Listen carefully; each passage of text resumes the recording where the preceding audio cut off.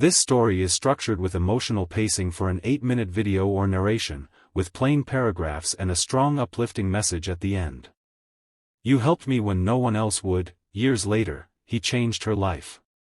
It was a cold October night, rain pouring down like the sky was crying. Amelia had just finished her late shift at the hospital cafeteria. Her feet ached, her coat was soaked, and she was already worrying about how she'd stretch her paycheck to cover rent and groceries. But as she crossed the parking lot toward the bus stop, she saw something that made her stop. Under the flickering streetlight, a teenage boy sat on the wet sidewalk, leaning against the wall of a closed shop. He wore a thin hoodie, no backpack, no bags, just him, a cardboard sign, and eyes that looked tired beyond his years. The sign simply read, "Hungry. Cold. Please." People passed him.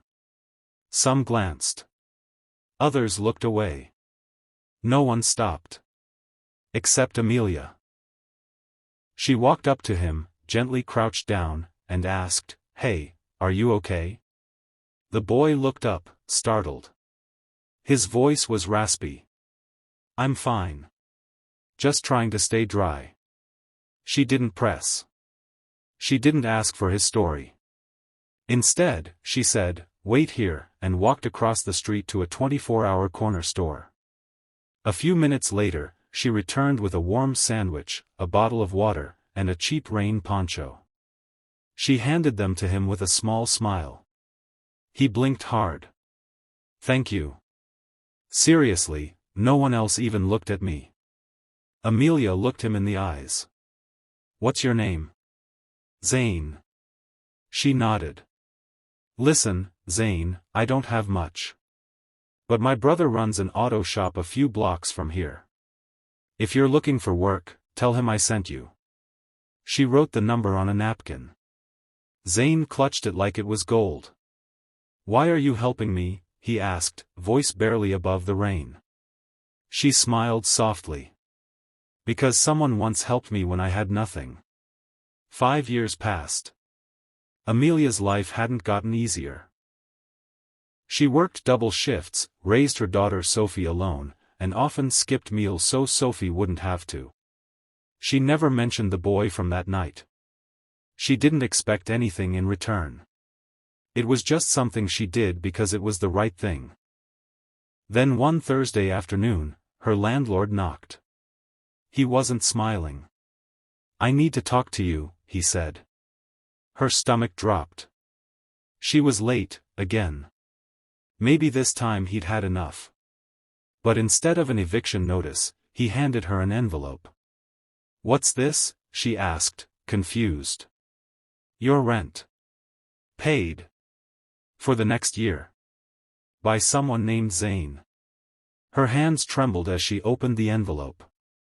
Inside was a simple letter. "You helped me when no one else would. You changed my life. Now let me help you. Zane." Amelia was in shock.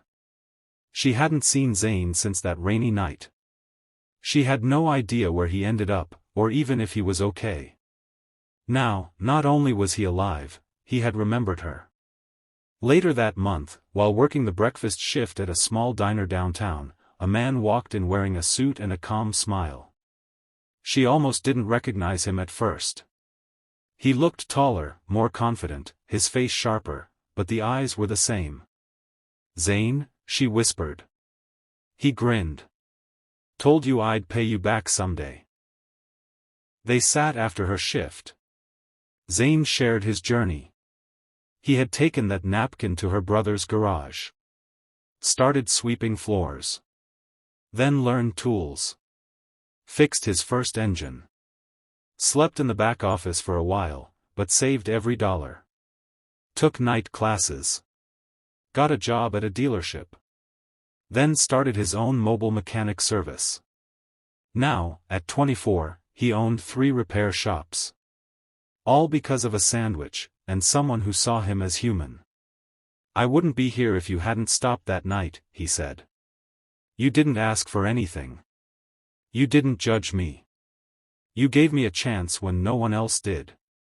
Amelia smiled, wiping her eyes. You did the hard part. Zane shook his head. You planted the seed. I just watered it. Then he placed another envelope on the table. Inside was a job offer, office manager at his new shop, full benefits, flexible schedule for single moms. He wasn't offering charity. He was offering trust. Amelia took the job. For the first time in years, she didn't have to choose between food and rent. Sophie had school supplies, a warm coat, and ballet lessons, things Amelia never thought she'd afford. Every Friday, Zane would swing by her desk just to ask, "How's the little one doing?" And every time she looked at him, she saw more than a successful man. She saw a scared boy on a rainy night, and what kindness can grow into. Closing message, final minute. Kindness doesn't always wear a cape. Sometimes it looks like a tired woman sharing a sandwich. Sometimes it sounds like, "Tell them I sent you." And sometimes, it comes back years later, stronger, grateful, and ready to lift someone else the way they were once lifted. Because the world doesn't change through grand speeches. It changes when one person stops, looks, and helps.